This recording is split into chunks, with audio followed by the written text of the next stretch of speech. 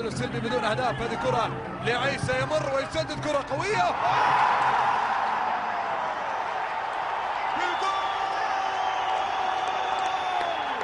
مرت من تحت قدمي عواد العامري، مرت من تحت قدمي عوادة، كبري عوادة، كبري عوادة، وعيسى المحياني يسجل الهدف الاول في المباراة بعد تسديدة قوية جدا، تسديدة قوية جدا، والهلال يفتتح التسجيل عن طريق عيسى.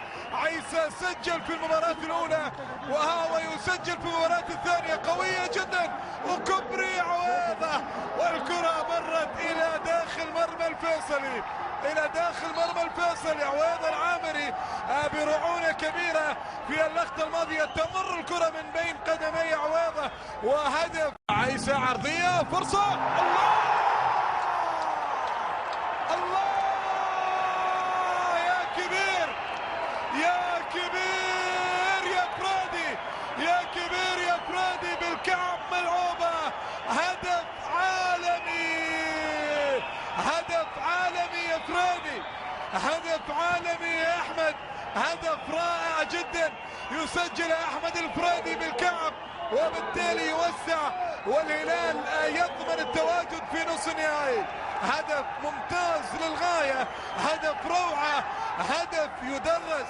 لاحظ الكرة العرضية وبالكعب من الموهوب، اللاعب الموهوب بالفطرة أحمد الفرادي يحط كرة على طريقة الكبار. هدف ثاني للهلال، هدف ثاني للهلال، وبالتالي 2-0 الآن. ممتاز أحمد، يا سلام يا سلام، حطها وهو رايق، حطها وهو رايق بالكعب، ممتازة، وبالتالي هدف ثاني للهلال. محمد أبو تريكة وكرة إلى الأمام وبالجول، بالجول عملها، عملها أحمد علي، عملها أحمد علي، والسجود شكر لله. أحمد علي يسجل الثالث، ابن الدراويش، ابن الدراويش أحمد علي لاعب الإسماعيلي السابق يسجل هدف جميل جدا بعد ان استغل كرة كانت ملعوبة بينية بشكل ممتاز جدا.